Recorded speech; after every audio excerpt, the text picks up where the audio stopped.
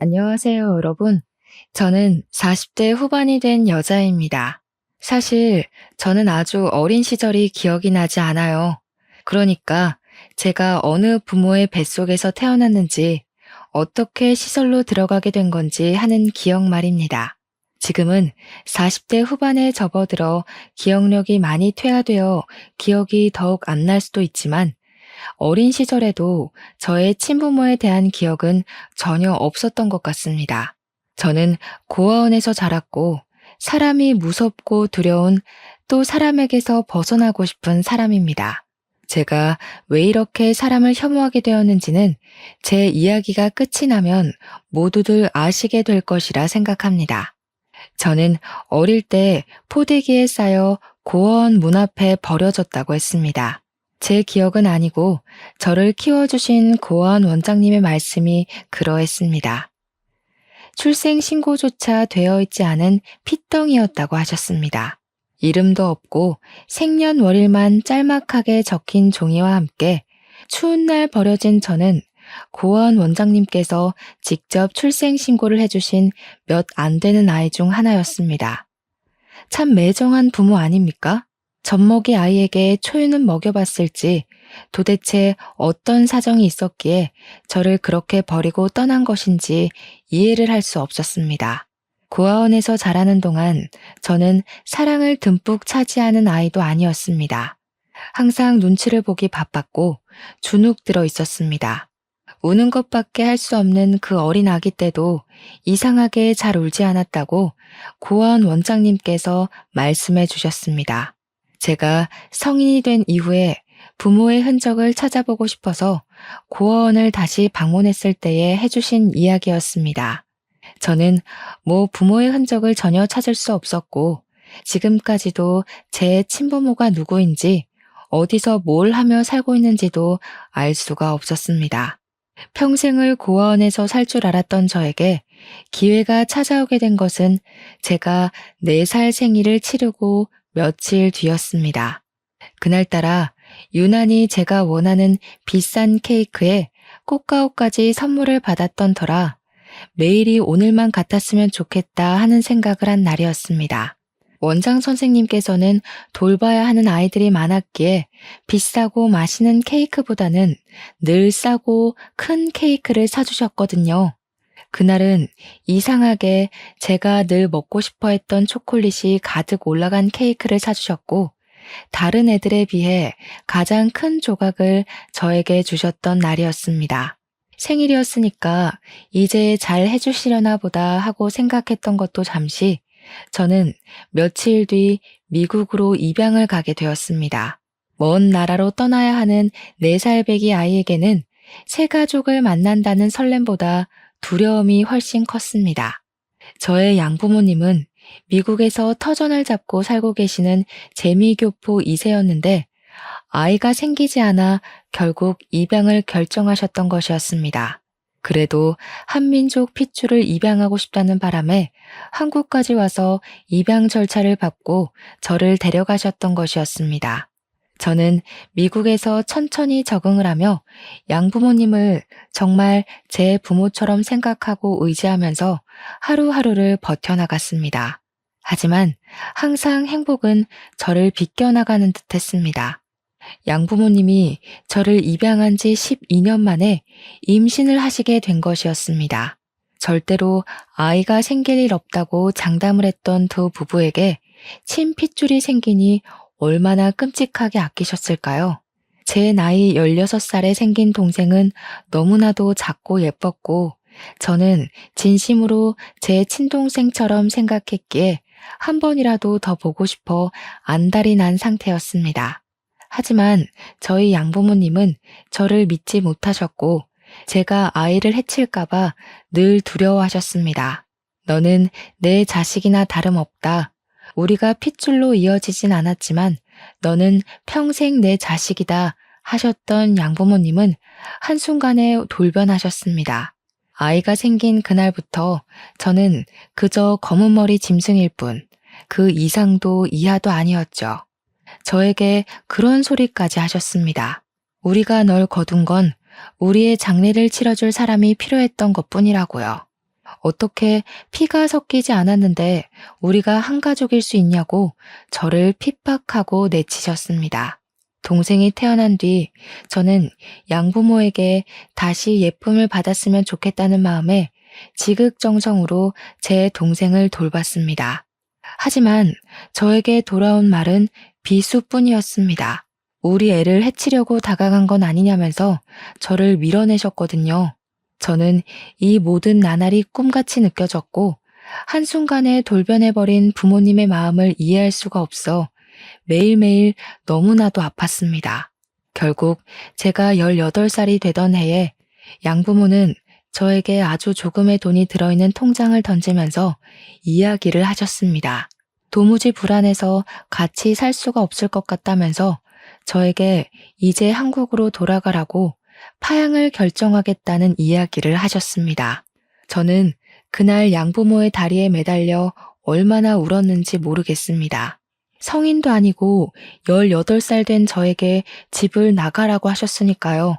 거기다가 같은 미국 땅덩어리에 있으면 앙심을 품을지도 모른다며 저에게 한국으로 돌아가라고 하니 제 나이에 받아들이기 힘든 일방적인 통보였습니다.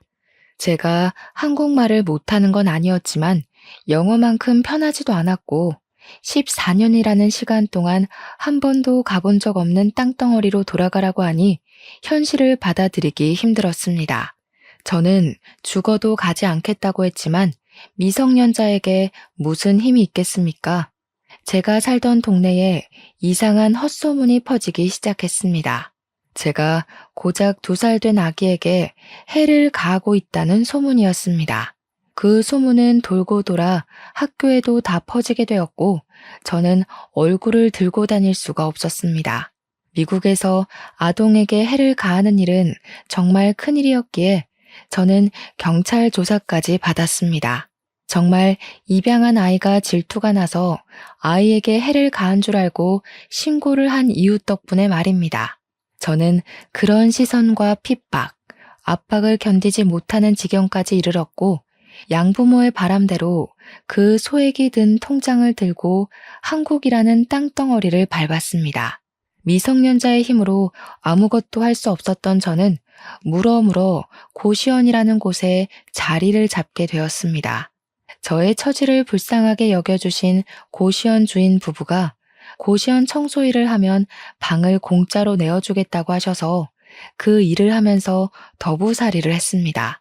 고시원에서 먹을 수 있는 것은 김치와 쌀밥이 전부였지만 가릴 처지가 못 되었기에 저는 그 밥으로 연명을 했습니다.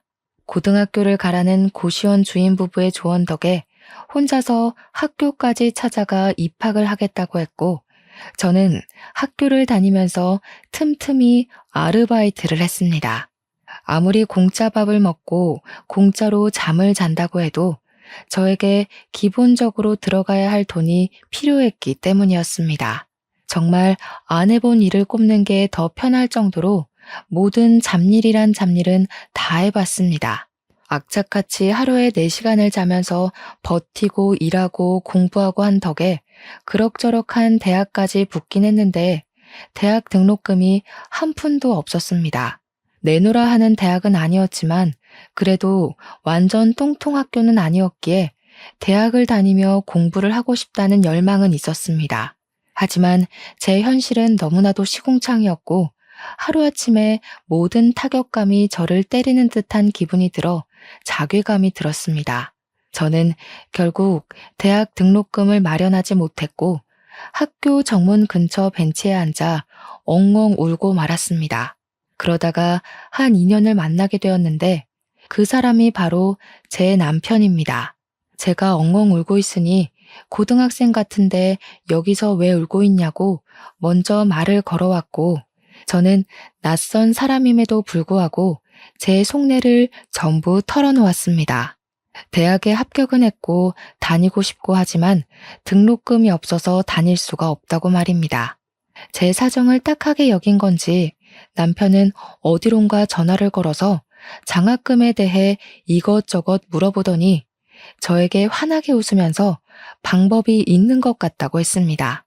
알고 보니 남편이 전화를 하던 사람은 시부였고 시부는 장학재단에서 일을 하고 있었던 것이었습니다. 시부에게 저를 소개해 주었고, 저는 덕분에 추천서를 받아 장학금을 받고 학교에 다닐 수 있게 되었습니다. 장학재단의 특성상 전액 장학금은 나오는 게 아니라 남은 금액을 재선에서 해결해야 했습니다. 위기를 기회로 라는 말처럼 저는 한 학기 휴학계를 내고는 나머지 등록금을 벌기 위해서 6개월 동안 미친 듯이 일을 하기 시작했습니다. 학교에서 학비의 반을 생활비로 지원받을 수 있다는 말에 6개월간 번 돈을 아껴서 생활비를 쓰고 등록금을 모아 2학기부터 학교 생활을 시작했습니다. 어린 나이에도 본인의 앞가림을 잘한다고 시부는 저를 참 예쁘게 봐주셨고 남들에게 자랑도 아낌없이 하셨습니다. 우리 장학재단에 새로 후원을 받게 된 여학생이 파양당한 상처를 딛고 씩씩하게 잘 살고 있다면서 좋은 자리가 있으면 아낌없이 추천을 해달라고도 하셨습니다. 저의 대학 생활은 참으로 순탄했습니다. 학교가 좋은 편은 아니라서 과외 아르바이트를 하며 돈을 벌 수는 없었지만 학원에서 채점 선생님을 하며 생활비를 벌었습니다. 단시간 일을 하고도 꽤 쏠쏠한 돈을 만질 수 있었고 나중에는 학원에서 매달 실시하는 시험 문제를 출제하는 일을 도우며 꽤 괜찮은 돈을 벌었습니다. 거기다가 가끔 시부와 남편이 저를 위해 밥을 사주기도 했고 학교 생활에 필요한 물품을 조달해 주시기도 했습니다. 남편과 시부에게 받은 걸 생각하면 정말 하나하나 나열할 수가 없을 정도로 감사한 도움을 많이 받았습니다. 그와 더불어 남편에게 점점 마음이 쏠리는 저를 아무도 말릴 수가 없었습니다. 저는 몰래 남편을 짝사랑하게 되었습니다. 멀끔하고 잘생긴 선배가 제가 어디에서 뭘 하고 있던 챙겨주지 못해 안달난 사람처럼 구니까 당연히 제가 폭 빠져들 수밖에 없었습니다. 저는 그 누구에게도 그런 관심과 사랑을 받아본 적 없는 사람이었으니까요. 저는 점점 커지는 제 마음을 숨기지 못했고 결국에는 터져나갈 위기에 봉착하자 이 마음을 당당하게 고백하기로 결심을 했습니다.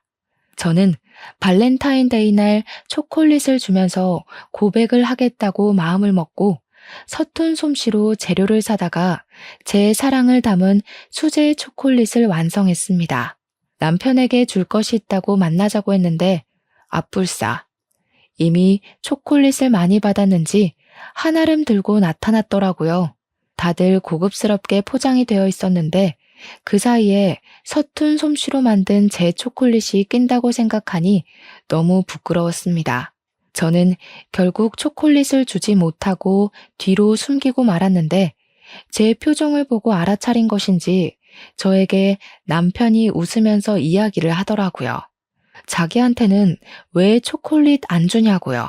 제가 준비한 초콜릿이 제일 가지고 싶었다고 하면서 이야기를 하길래 용기를 내서 결국에는 고백을 하게 되었습니다. 저에게 먼저 고백하게 만들어서 미안하다며 앞으로는 그만큼 자기가 잘하겠다고 대답을 하는데 이게 무슨 소리인가 싶어서 눈만 껌뻑였습니다. 저에게 남편이 자기도 같은 마음이라면서 앞으로는 연인으로 잘 지내보자고 이야기를 하길래 그제야 이게 꿈이 아니구나 싶었죠. 저희는 그렇게 CC가 되었고 남들이 부러워할 만큼 닭살 돋은 연애를 시작했습니다. 남편이 군대를 다녀온 덕분에 저랑 같이 손잡고 졸업까지 함께 했습니다. 같이 학사모를 쓰고 사진을 찍는데 눈물이 다 나오더라고요. 우리의 대학 생활 정말로 고생했다고 앞으로도 잘 지내보자고 했습니다. 저랑 남편은 대학을 졸업한 이후 취업 준비도 서로 돕고 서로의 포트폴리오와 자기소개서를 검토해주며 사이좋게 지냈습니다. 그 결과 남편은 은행에 취직을 하고 저는 중소기업에 취직을 할 수 있게 되었습니다. 주말에 데이트를 하면서 여느 직장인과 다름없는 일주일을 보내고 둘이 만나 서로의 애정을 확인하고 충전하고 그렇게 지내고 있었습니다. 그러던 어느 날 남편과 데이트를 하고 있는데 어떤 여자가 남편의 이름을 부르는 게 아니겠습니까? 제가 놀래서 남편을 보고 누구냐고 물어보았습니다. 우리 남편이 대학 다닐 때도 인기가 꽤 좋았었기에 회사 동료들 중에서도 인기가 많은 편에 속할 거라 생각을 했었거든요. 아무래도 은행에는 여자 직원들도 꽤 많았기 때문에 은근히 저는 남편이 바람이라도 필까봐 티는 못 냈지만 전전긍긍하고 있었거든요. 친근하게 남편의 이름을 부르는 정도의 사이라는 거니까 저는 알게 모르게 질투심이 확 올라왔습니다. 남편은 난감해하면서 저에게 우리 누나야 하고 말을 하더라고요. 저는 황당해서 인사를 했고 누나분은 저에게 여자친구냐고 물어보더니 마침 잘 됐다면서 커피를 한잔 하자고 하시더라고요. 거절하기도 애매한 상황에 남자친구를 쳐다보니까 마침 시간도 남는데 커피나 한잔 하자고 하면서 카페에 들어가는데 조금 불편하더라고요. 그래도 뭐 어쩌겠나요? 거기서 제가 불편하다고 해봐야 서로 얼굴 붉히는 일만 일어날 것 같아서 알겠다고 하고 카페에 들어갔습니다. 커피가 나오지도 않았는데 저한테 이것저것 질문을 하는데 저도 밉보이고 싶은 마음은 없었기에 성심성의껏 대답을 해드렸습니다. 집은 어디에 있냐? 학교는 어디를 나왔냐? 회사는 어디를 다니고 있냐? 몇 살이냐? 둘이 얼마나 만났냐? 부모님은 뭐 하시냐? 진짜 저에게 물어보고 싶었던 것이 꽤 많았는지 쉴 새 없이 질문을 하시는데 저도 대답을 하다가 입이 다 마를 지경이더라고요. 하나하나 성의 있게 대답을 하다가 부모님이 안 계시다고 이야기를 하니 저를 안쓰럽게 바라보시면서 두 분 다 돌아가신 거야? 하고 물어보시더라고요. 아니에요. 저는 어릴 때 고아원에서 자랐고요. 미국으로 입양을 갔다가 피치 못할 사정으로 인해서 한국으로 돌아오게 되었어요. 그 뒤로는 지금까지 쭉 혼자 지내고 있고요. 피치 못할 사정이면 뭐 파양? 아니, 입양까지 잘 가놓고 파양을 당할 정도면 무슨 짓을 하고 다녔길래? 소위 말하는 일진 그런 거였나? 미국 애들은 마약도 하고 뭐 상가 같은 것도 털고 그런다던데.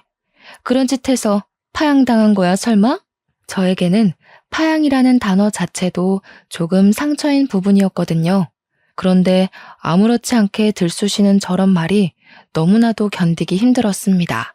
제가 표정이 점점 굳고 어떤 대꾸를 해야 할지 몰라서 조용히 입을 다물었더니 신우가 혀를 끌끌 차더라고요. 진짜 마약이라도 한 거 아니냐면서 팔뚝 좀 보자 하는데 기분이 너무 나쁘더라고요.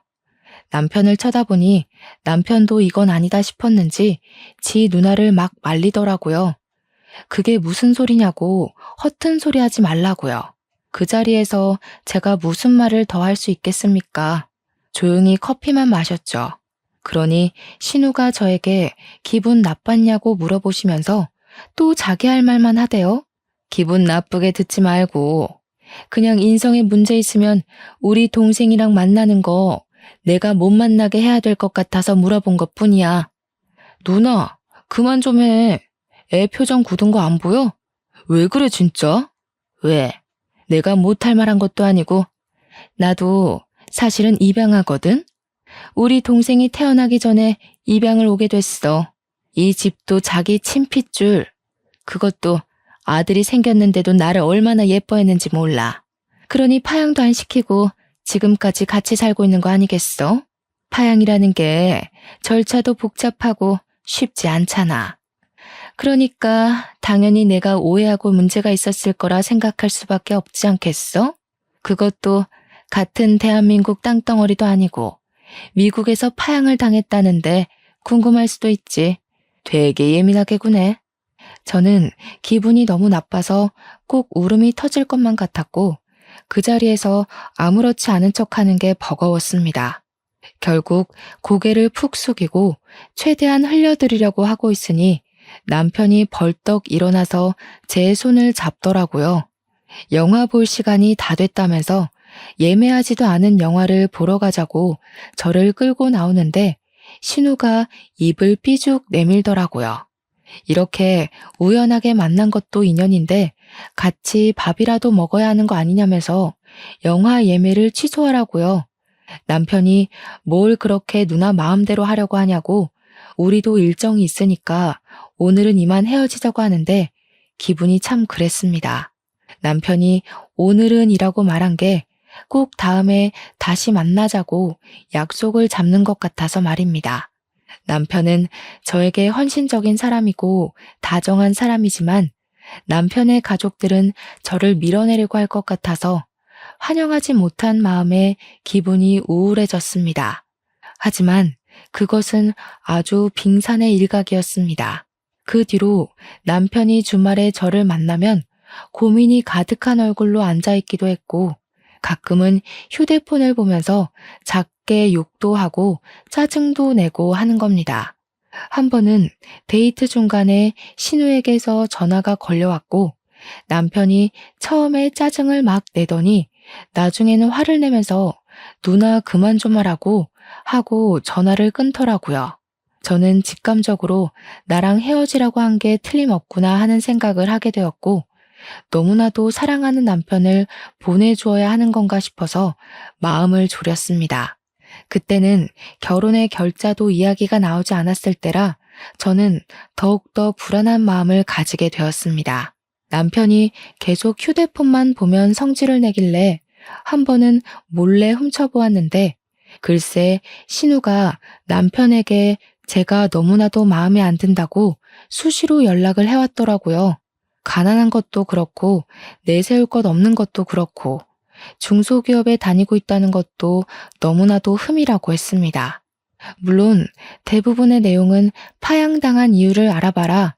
분명 숨기는 게 있을 거다 하면서 남편에게 의심을 키우게 하는 문자로 이루어져 있었습니다.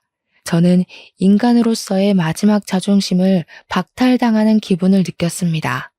그러다가 그런 문자들 사이에서 신우가 남편에게 다른 여자를 소개받으라고 소개팅을 주선한 문자를 발견하게 되었습니다. 남편에게 깊은 배신감이 들고 그러더라고요. 물론 남편이 그 자리에 나갔는지 나가지 않았는지 저는 모르고 있었고요. 서운한 마음이 켜켜이 쌓이면서 저는 남편에게 점점 거리를 두기 시작했고 남편도 그걸 눈치챈 것 같았습니다.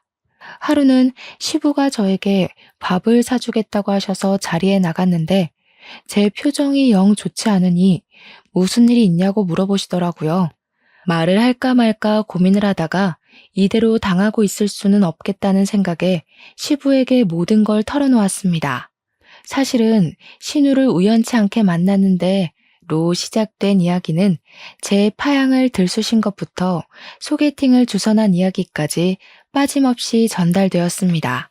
시부는 얼굴이 창백해졌다가 새빨개졌다가 반복하면서 화가 엄청나게 났는지 결국 신우에게 전화를 걸어서 한바탕 잔소리를 퍼부었습니다.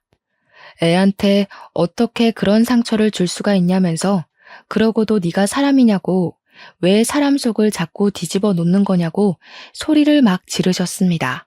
그렇게 사그라들 줄 알았던 신우의 모멸은 그날 밤 저에게 고스란히 배가 되어 돌아왔습니다. 어떻게 우리 아빠한테 그런 걸 이럴 수가 있어? 너 우리 아빠랑은 어떻게 아는 사이인데? 아버님이랑은 장학재단에서 알게 되었습니다.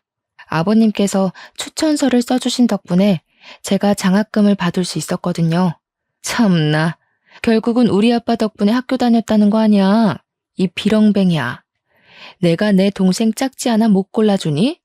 너처럼 불우한 인생을 살고 돈도 없는 애보다는 구김살 없는 애가 집안에 들어오면 좋겠어서 자리 마련한 건데 그걸 일러? 어이없어 정말. 시부가 그 이후에도 신우가 저에게 난리를 치면 언제든지 일러 바치라고 했었기에 저는 참지 않고 시부에게 일렀습니다. 어차피 아직 결혼 이야기가 나오지 않았고 제가 이 집안의 구성원이 될지 안 될지 모르니까 참아봐야 제 마음에 병이 나는 일이라고 생각이 들었기 때문입니다. 한 번, 두 번 저에게 난리를 치던 신우는 시부의 계속된 압박과 잔소리에 결국 저에게 연락을 하지 않게 되었습니다. 남편도 모른 척했던 신우의 만행을 시부가 드디어 멈출 수 있게 도와주신 것이었죠. 시부는 신우의 휴대폰에서 제 번호도 지워버렸고 남편에게도 똑바로 하라고 저한테 상처 주면서 만나지 말라고 혼을 냈다고 하시더라고요. 남편이 그날 이후로 저에게 누나가 뒤에서 그러고 있을 줄 꿈에도 몰랐다며 미안하다고 사과를 했습니다. 누나가 자꾸 자기만 보면 헤어져라, 다른 여자 소개받아라 하는 통에 자기도 스트레스를 받고 있었다고 신경 쓰지 못해서 미안하다고 하더군요. 저는 남편의 진심을 엿보게 된 것 같아서 쿨하게 용서를 해주었습니다. 제가 남편을 너무나도 많이 사랑하고 있었으니까요. 결국 저희는 22살에 연애를 시작해서 7년간의 연애를 거친 뒤 29살에 결혼을 하게 되었습니다. 상견례라는 것도 딱히 할 것이 없어서 시댁에 인사만 드리고 준비를 하기로 했는데 처음 인사드리러 간 날을 아직도 기억에서 잊을 수가 없네요. 시댁에 방문해 첫 발을 내딛는데 약 2m 정도 떨어진 거리에서 팔짱을 끼고 신우랑 시모가 저를 바라보고 있었거든요. 그 눈빛이 아직도 생생합니다. 딱 봐도 너 앞으로 시집살이 죽었다. 정말 마음에 드는 구석이 하나도 없는 계집애라는 눈으로 저를 보고 있었거든요. 가진 것도 하나 없다는 걸 문제 삼아 핀잔을 주면서도 제 파양 이야기를 꺼내고 싶어서인지 자꾸 미국을 들먹이셨습니다. 그래도 미국에서 오래 살았으니 영어는 잘하겠네 하면서 은근슬쩍 말이죠. 저는 기분이 나빴지만 꾹 참고 버티는 수밖에 없었고 시부의 열렬한 지지로 결혼에 꼴이 날 수 있게 되었습니다. 제 결혼 생활은 말이죠. 시집살이를 시키고 싶었던 시모와 신우의 바람대로 흘러가지 못했습니다. 시부가 하나하나 저를 끌고 다니면서 챙겨주셨고 제가 부당한 대우를 받지 않도록 지켜주셨기에 시모와 신우의 질투가 어마어마했습니다. 신우에게는 아이가 둘이 있었는데 신우가 꽤 어린 나이에 사고를 쳐서 결혼을 한 덕에 애들 나이가 조금 있었습니다. 시조카가 초등학생이었는데 항상 신우 혼자서 애를 데리고 다니는 것이 궁금해서 시매부는 뭘 하냐고 물어보니 이혼했다고 하더라고요. 이혼해서 애를 둘 키우는 거나 나름 존경스럽긴 하네 한 것도 잠시 틈만 나면 저에게 애를 맡기고 주말에 놀러 가는 게 아니겠습니까? 영어를 가르치라면서 주말이면 우리 집에 애를 두고 나가고 지는 술을 처먹으러 가고 여행을 가고 하는 겁니다. 남편도 처음에는 신우한테 너무한 거 아니냐고 우리 집이 무슨 보육원인 줄 아냐고 당장 애 데려가라고 난리를 쳤습니다.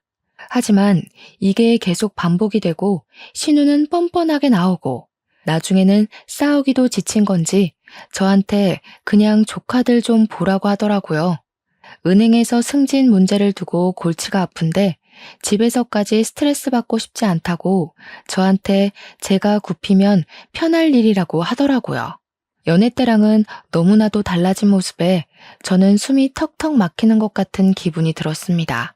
제가 신우에게 애를 더 이상 봐주지 못하겠다고 하니 신우가 오히려 저를 타박하면서 조카들의 영어 실력이 하나도 늘지 않았다고 미국에 살았다는 거 다 거짓말 아니냐고 하더라고요. 제가 얼마나 열이 받았는지 신우에게 미국 시민권증을 보여주면서 저 이중 국적이고 미국 사람이라고 화도냈습니다. 그러자 시모가 옆에서 얄밉게 우리 딸 힘드니까 애도 좀 봐주고 미리미리 육아하는 거 연습하는 셈 치면 좋지 않냐고 하더라고요. 애들이 이미 초등학생인데 이게 어떻게 육아 연습이 되겠습니까? 제가 애가 있는 것도 아니고 임신을 한 것도 아닌데 말이죠. 애들은 주말마다 찾아와서 날뛰고 다니지. 남편은 집에 있으면 머리 아프다고 자꾸 밖으로 나돌지. 신우와 시모는 뻔뻔하지. 하루하루가 어떻게 흘러가는 건지 모를 정도로 제 시간은 하나도 가지지 못하고 허송 세월을 보냈습니다. 그렇게 2년이 지난 어느 날, 저희가 이사를 가야 하는데 전세금이 살짝 모자라더라고요. 집 크기를 줄여야지만 전세금을 맞춰서 집을 구할 수 있었고, 아이 계획을 미루자고 하니 남편은 그게 무슨 소리냐며 저에게 화를 냈습니다. 나이가 더 들기 전에 빨리 아이를 낳아야 서로에게 더 건강한 육아가 되지 않겠냐고 당장 애를 낳자고 하는 거죠.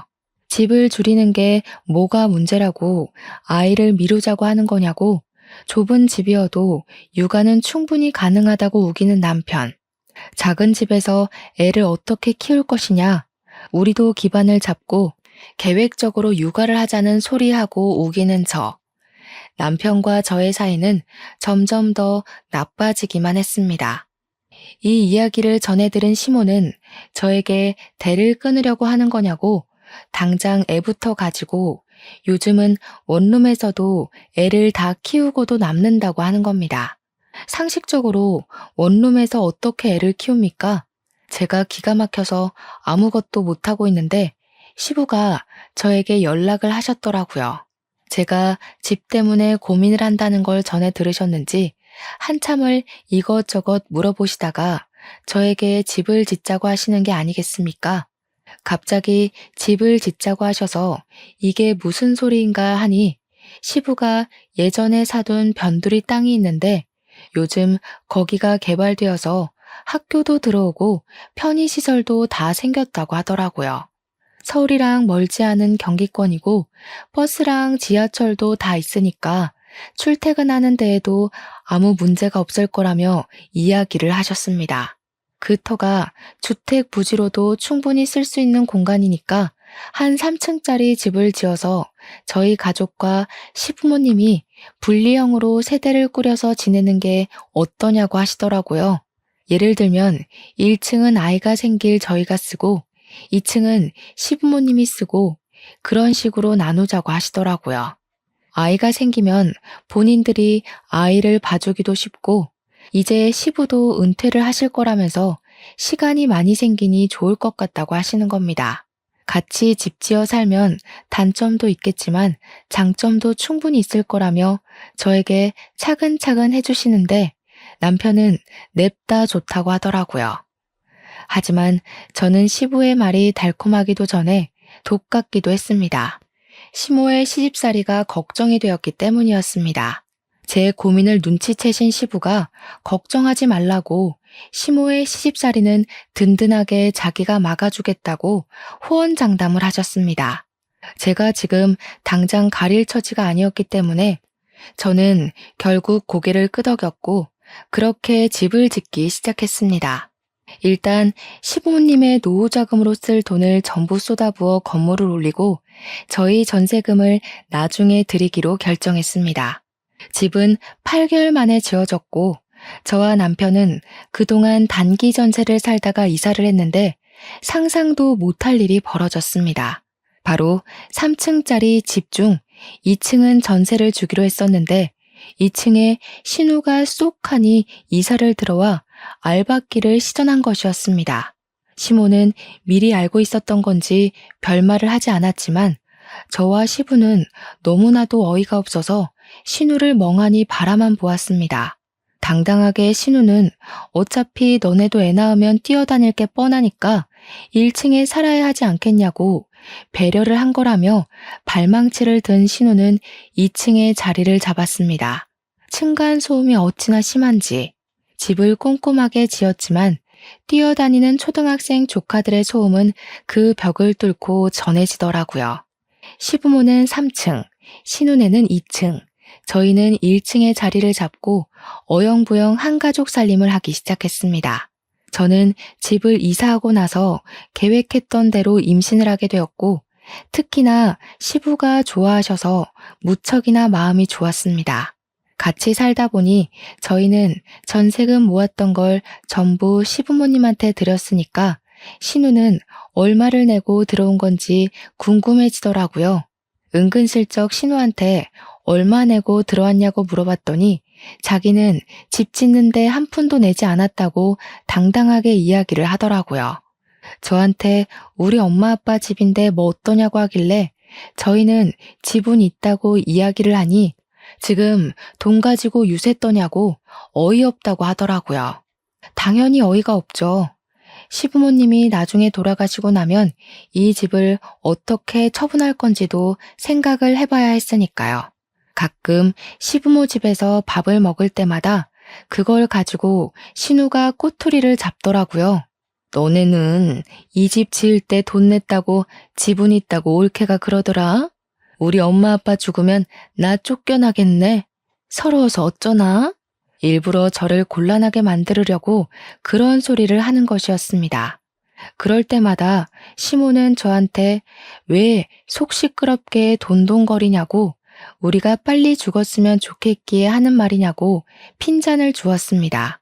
남편은 저에게 욕심 부리지 말고 여기서 평생 살 거니까 그냥 좋은 게 좋은 거다 하고 고개 숙이고 살라고 했습니다. 하지만 시부만큼은 그런 사람들 사이에서 제 편이 되어 주셨습니다.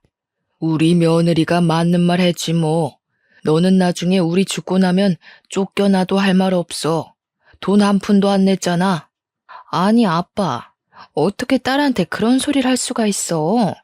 지금 나 입양하라고 구박 주는 거야? 어머 얘가, 우리가 언제 너 입양하라고 차별을 했니? 뭘 했니? 못하는 말이 없어 아주. 그리고 며느라가, 너도 그렇다 참. 왜 그런 소리를 해서 애 속을 뒤집어 놓니? 그러니 우리 딸이 입양하니 뭐니 저런 소리를 하지. 저런 생각 자체를 하지 않게 가족 간에 분란 만들지 말고 네 자리나 잘 지키렴. 저는 그 자리에서 남편이 제 편을 들어줄 거라 생각했지만 남편도 시모의 말에 동의를 하면서 가족 간의 분란을 만들지 말라고 한 소리를 하더라고요. 저는 다른 것보다 남편이 제 편을 들어주지 않는 것이 서운해서 눈물을 뚝뚝 흘리면서 집으로 내려와 버렸습니다. 그러던 어느 날, 신우가 저한테 조카들에게 영어를 좀 알려주었으면 좋겠다고 이야기를 하더라고요. 돈 한 푼도 주지 않고 부려먹을 게 뻔해 보였기 때문에 저는 정중하게 거절의 의사를 비췄습니다.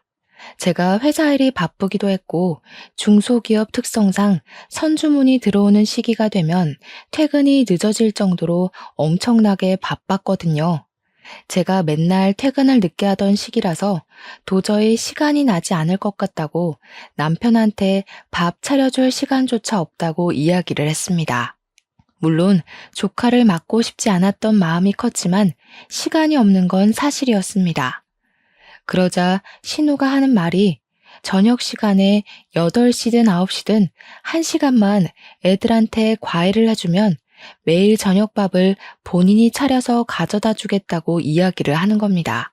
밥을 차릴 시간에 애들을 봐주고 신우가 밥을 차려주겠다고 하니까 저한테는 그다지 나쁘지 않은 거래로 보이더라고요. 그래서 일주일 내내 해주는 건 좀 어렵고 일주일에 3번씩 해주겠다고 했고 신우가 웃으면서 당장 오늘부터 저녁을 해주겠다고 하더군요. 조카들 영어 과외를 1시간 정도 해주고 신우가 저희 집으로 각자 먹을 밥을 트레이에 담아서 가져다 주는 생활을 하게 되었습니다. 신우가 그렇게 착한 사람이 아님을 분명 알고 있는데도 밥도 개개인 그릇에 딱딱 식당처럼 내주고 설거지도 본인이 하겠다면서 그릇을 들고 가더라고요. 솔직히 저는 너무나도 편했고 남편도 신우가 해주는 밥이라서 그런지 반찬 투정 한 번 없이 밥을 잘 먹더라고요. 그런데 그런 생활이 지속된 지 한 3주쯤 흘렀을까요? 어느 날 갑자기 밥맛이 조금 이상하게 느껴지는 게 아니겠습니까? 제가 임신 중이었기 때문에 입덧이 뒤늦게 시작이 된 건가 싶어서 몇 술깔 먹지 않고 자리를 정리하고 일어났습니다. 그러니 남편이 저한테 왜 그러냐고, 왜 이렇게 못 먹냐고 물어봐서 그냥 임신해서 그런 건지 속이 영 좋지 않고 입맛이 없어서 그런다고 이야기를 했습니다. 신우한테는 고생해서 차려준 밥이니 밥맛이 이상하다는 소리는 딱히 하지 않았습니다. 그런데 그 뒤로도 계속 밥에서 이상한 냄새가 나서 도저히 먹을 수가 없는 게 아니겠습니까? 제가 계속해서 밥을 먹지 않고 버리니 남편이 왜 그러냐고 하더라고요. 지금 우리 누나가 정성스럽게 차려준 밥인데 안 먹고 버리는 거야? 아니, 당신 밥은 괜찮아? 이상하게 밥에서 냄새가 나고 역해서 먹질 못하겠어. 그러니 남편이 저에게 그래? 하면서 자기 밥이랑 바꿔 먹자고 하더라고요. 그래서 남편 밥을 먹어보니까 이상한 냄새도 안 나고 맛도 멀쩡한 게 아니겠습니까? 남편한테 내 밥에서 냄새 나고 맛도 이상하지 않냐고 물어보니까 남편이 전혀 모르겠다면서 괜히 유난 떠는 거 아니냐고 우리 누나가 그렇게 싫으냐고 하더라고요. 저한테 너 그거 병이야. 시자 들어가면 다 싫어하는 이상한 병. 이러면서 호통을 치는데 임산부한테 그게 할 말인지 서럽더군요. 제가 진짜 이상한 맛이 나서 그런다고 제 말 좀 믿어달라고 했더니 앞으로는 밥을 바꿔 먹자고 그러더라고요. 자기는 맛만 좋고 똑같다면서요. 그런데 문제는 여기서부터 시작이 되었습니다. 남편이 출근을 하는데 자꾸 눈이 침침하다고 하는 겁니다. 안과를 가보라고 하니까 노안인가? 하면서 대수롭지 않게 생각을 하더라고요. 아직 30대 중반인데 벌써 노안이 오겠냐고 대충 넘겼는데 그날 오후에 시부가 친구를 만나러 밖에 나갔다가 사고를 당했다는 연락을 받게 되었습니다.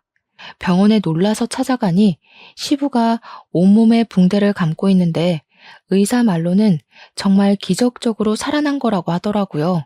교통사고였는데 시부가 앞에 차를 보지 못하고 그냥 들이받은 것 같다고 하면서 과실도 100% 시부의 잘못이라는 겁니다. 무려 중앙선을 넘어서 마주오던 차량과 정면으로 부딪힌 것이었습니다. 시모는 엉엉 울고 있고 시부는 의식이 돌아와서 드문드문 말을 하셨는데 자꾸 눈이 잘 안 보인다고 침침하다고 하시더라고요. 남편도 눈이 침침하다고 했었다는 게 떠오르면서 괜히 이상한 기분이 들었습니다. 뭔가 놓치고 있는 기분이 들었거든요. 시무랑 신우가 저에게 잠시 병실을 좀 지키고 있으라고 하길래 제가 오늘 돌볼 테니 집에 가서 쉬시라고 말을 전했습니다. 제가 병실을 지키고 있는 사이 남편이 퇴근해서 오더니 본인도 진료 예약을 좀 잡는 게 좋겠다고 하면서 저에게 그냥 집으로 가라고 하더라고요. 임산부가 병실을 지켜봐야 뭘 하겠냐고. 다음 날이 때마침 주말이니 본인이 지키고 있겠다고 하더라고요. 그래서 고맙다고 이야기를 하고 저는 집으로 돌아왔는데 아무래도 시모한테 이야기를 해두는 게 좋겠다 싶어서 3층으로 올라갔습니다. 그런데 신우랑 시모가 이야기를 나누고 있는 소리가 들리더라고요. 아니, 왜 며느리 눈은 괜찮고 우리 아들 눈이 침침하다 그러냐? 둘 밥이 바뀐 거 아니야? 아니, 그럴 리가 없는데. 내가 옳게 거라고 콕 집어서 알려준단 말이야. 우리 아들이 대신 먹고 있는 거 아니겠지? 아이고, 메탄올인가 뭔가 하는 거, 그거 이제 그만 넣어라. 불안하다. 아니, 언제는 엄마도 좋은 생각인 것 같다고 했잖아. 아빠처럼 옳게도 사고 나면 딱인데. 임신까지 했으니 보험금도 2배 아니야. 너희 아버지도 한 방에 갔어야 했는데 저렇게 살아서 어쩌냐. 치료비는 어쩌고. 거기다가 중앙선을 넘어가지고 보험금도 사망보험금만 나올 것 같은데 죽어주지 좀. 그래서 엄마 돈 한 푼도 없다고? 아씨, 진짜 우리 어떡해. 저는 메탄올이라는 소리에 머리털이 쭈뼛 서는 것 같았습니다. 너무나도 놀랬죠. 사건의 전말을 전부 들었지만 증거가 전혀 없는 상황이었고 그 둘을 제대로 잡아 쳐넣으려면 증거가 필요했습니다. 저는 시조카들이 평소에 강아지를 키우고 싶다고 했던 게 생각이 나서 바로 강아지 한 마리를 분양받았습니다.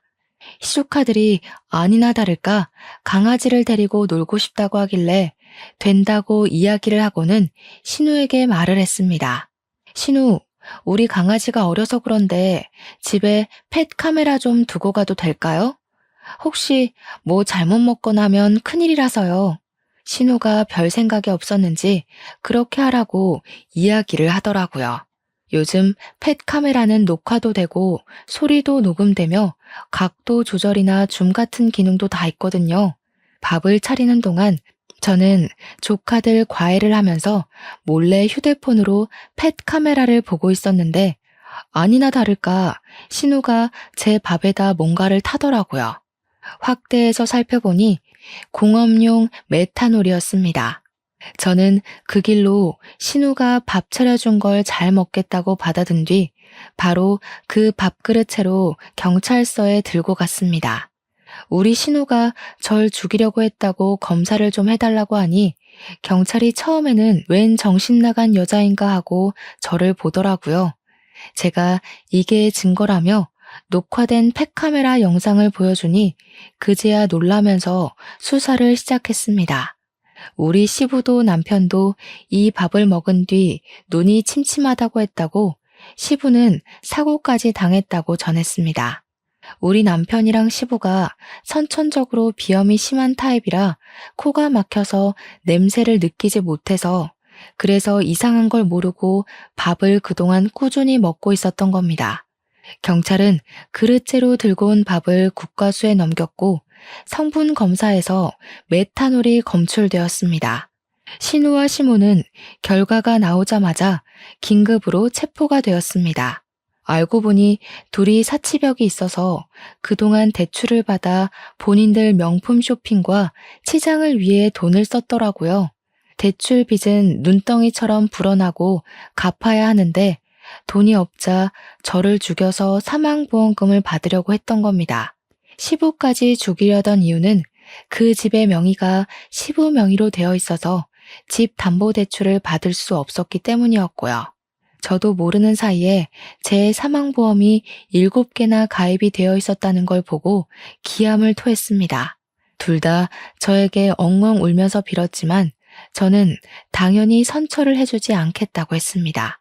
우리 남편은 시력이 많이 손상되어 있는 상태였는데 복구를 할 수 있는 방법이 없다고 하더라고요.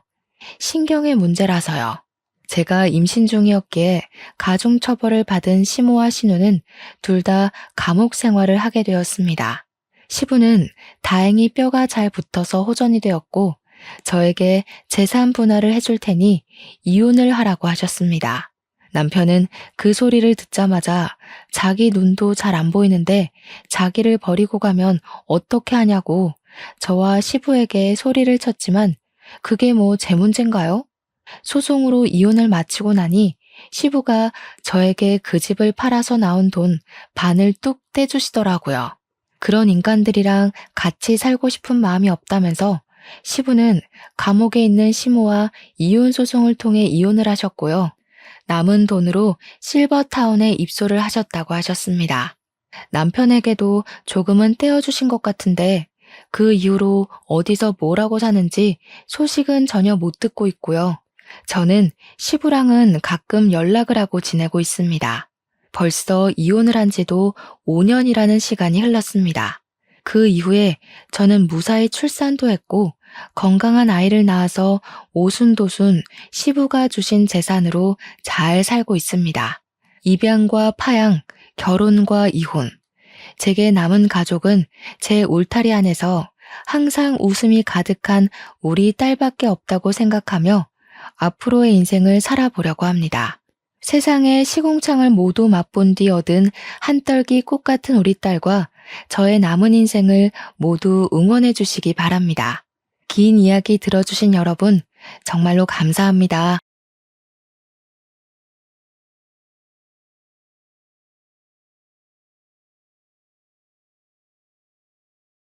안녕하세요. 저는 30대 후반 미혼 여성입니다. 명절을 앞두고 있는 시점이 되니까 자연스레 가족 얘기가 많이 나오고 있는데요.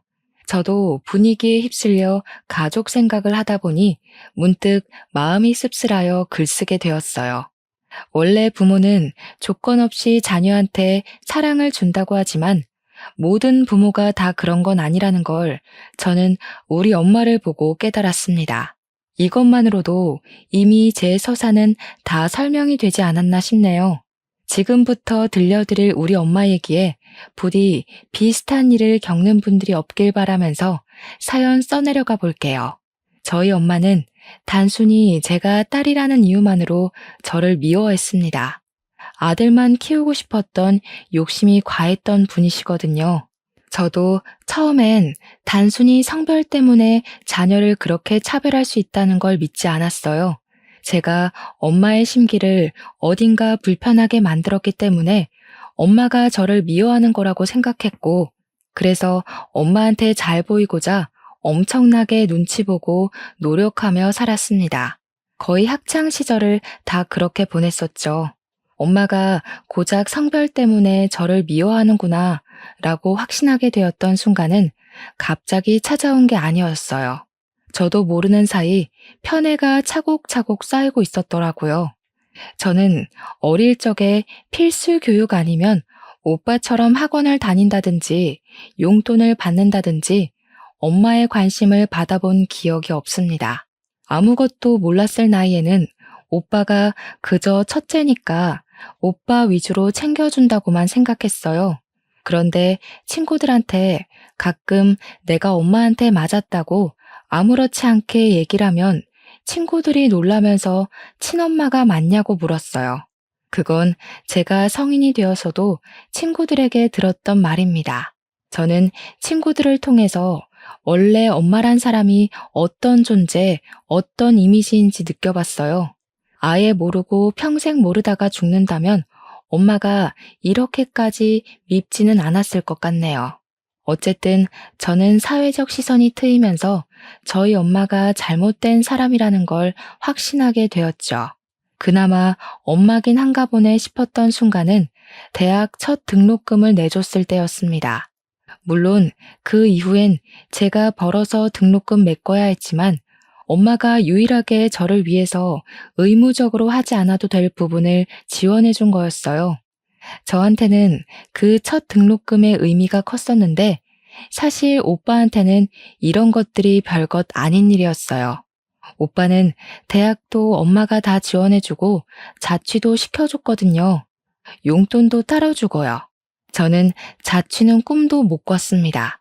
집에서 통학하면서 엄마가 시키는 집안일까지 하면서 살았어요. 엄마는 오빠가 원하면 간이랑 쓸개까지도 내줄 만큼 잘해줬는데요. 그런 엄마가 처음으로 오빠의 제안을 거절했던 적이 있었어요. 오빠가 결혼한다고 올케 언니 데리고 왔을 때 분가를 얘기했었는데 그걸 엄마가 절대 안 된다고 반대를 하더라고요. 일단 이유가 올케 언니 집안이 뼈저리게 가난했기 때문이었습니다. 자기 돈으로만 장만한 집에 아들이 아닌 며느리가 같이 얹혀 사는 것이 싫다고 하셨어요. 엄마 말대로 올케 언니 집에서는 신혼집에 보탤 만한 거액이 없는 형편이었습니다. 올케 언니 집은 빚이 없던 적이 없었고 사돈 어른들이 젊은 시절부터 노동하느라 몸이 다 망가져서 일도 못하고 있다고 했어요. 오로지 올케 언니가 사회복지사를 하면서 식구들을 먹여 살리고 있었다는데 솔직히 사회복지사 급여로 세 식구 먹고 살기엔 많이 빠듯하거든요. 그러니까 집도 변변찮은 달동네 같은 데 있을 수밖에 없었어요. 그런 곳은 집값도 옳게 안 쳐주는 그런 곳이었습니다. 올케 언니는 200만 원 조금 넘는 돈으로 부모님 병원비에 식비에 공과금 등등을 혼자 해결해야 돼서 결혼하기까지 모은 돈도 없었어요. 기초수급자 자격은 안 되는데 마치 기초수급자처럼 한 달 돈 받고 한 달 사는 수준으로 살았다고 들었습니다. 올케 언니가 없으면 사돈 어른들은 그냥 길바닥에 나앉을 신세라는 거예요. 그래도 올케 언니 외모가 출중한 편이어서 오로지 올케 언니 외모에 한눈 팔린 오빠가 엄마한테 결혼하겠다고 우기는 바람에 이 관계가 이루어질 수 있었던 겁니다. 엄마는 오빠의 결혼을 허락해주는 대신 합가를 내걸기도 했었거든요. 합가가 조건이 합의되지 않았으면 아마 엄마랑 오빠가 처음으로 대립하는 순간이 오지 않았을까 싶기도 하네요. 아무튼 결혼이 성사되었다고 모든 것이 잘 풀릴 것처럼 잘 된 건 아니었어요.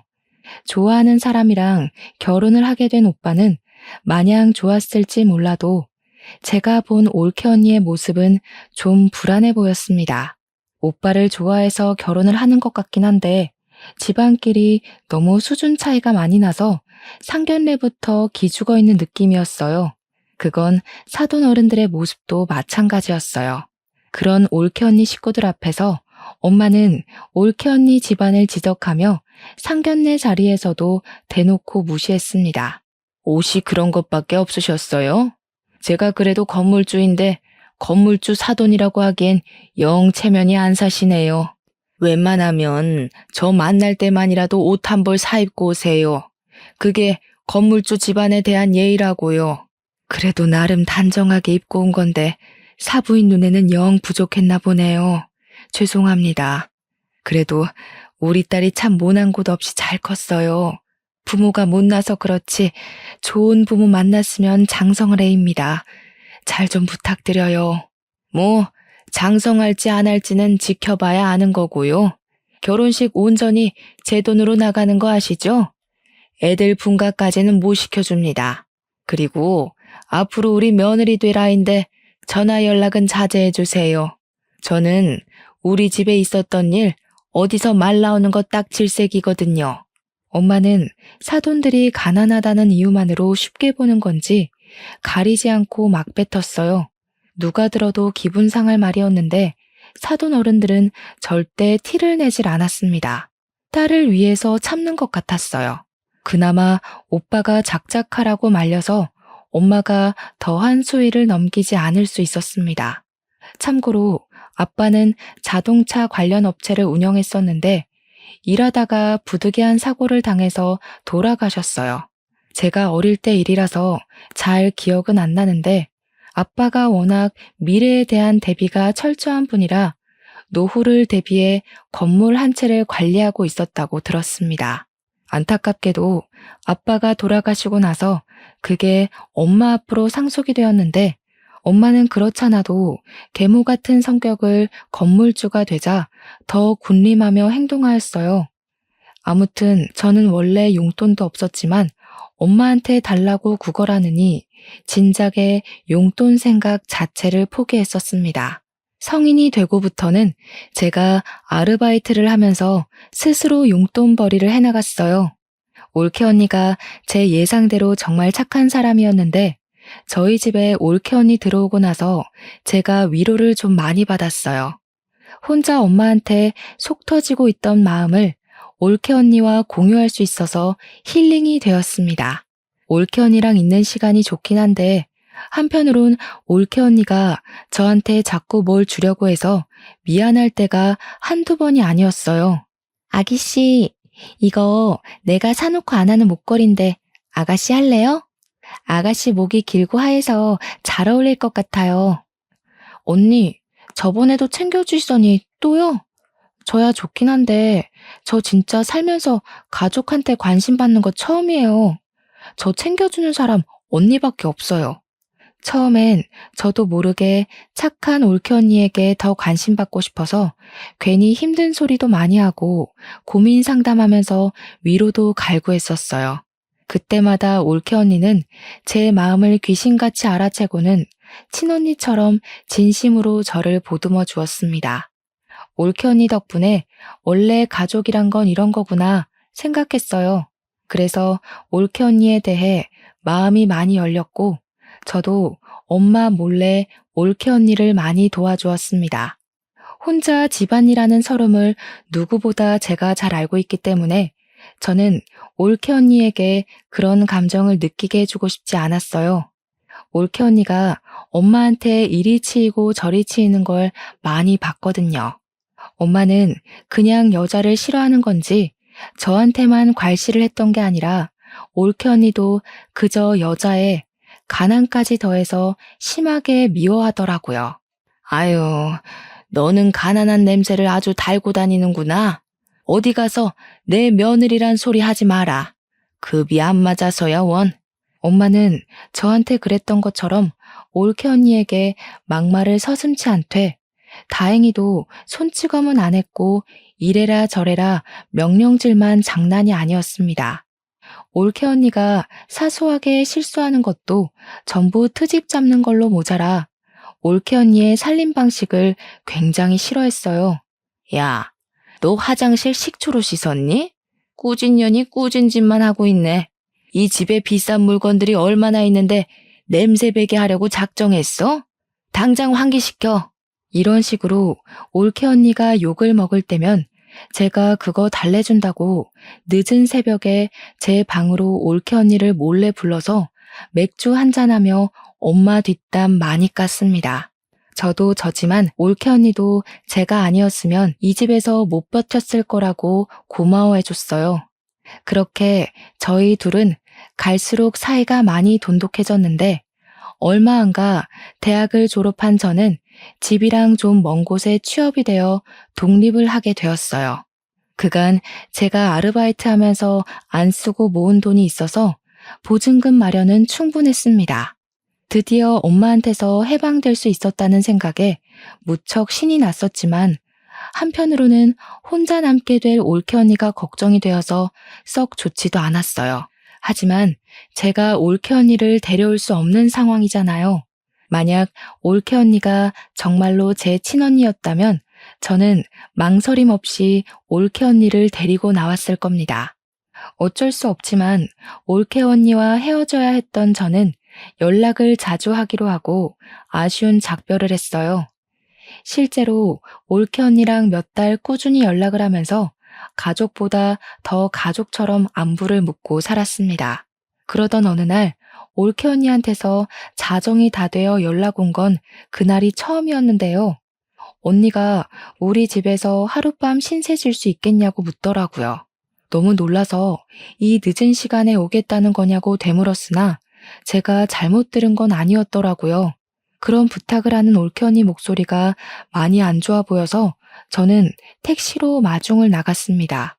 오랜만에 본 올케 언니는 얼굴이 말이 아니게 헬쑥했고 뺨이라도 맞았는지 한쪽 볼이 부어 있었어요. 이거 왜 이래요? 설마 엄마가 이랬어요? 엄마가 이제 언니 때리기까지 하는 거예요? 그냥 좀 실수로 그릇을 깼는데 이렇게 됐어요. 제가 잘못한 건데요, 뭘. 근데 좀 속상해서 아가씨가 너무 보고 싶더라고요.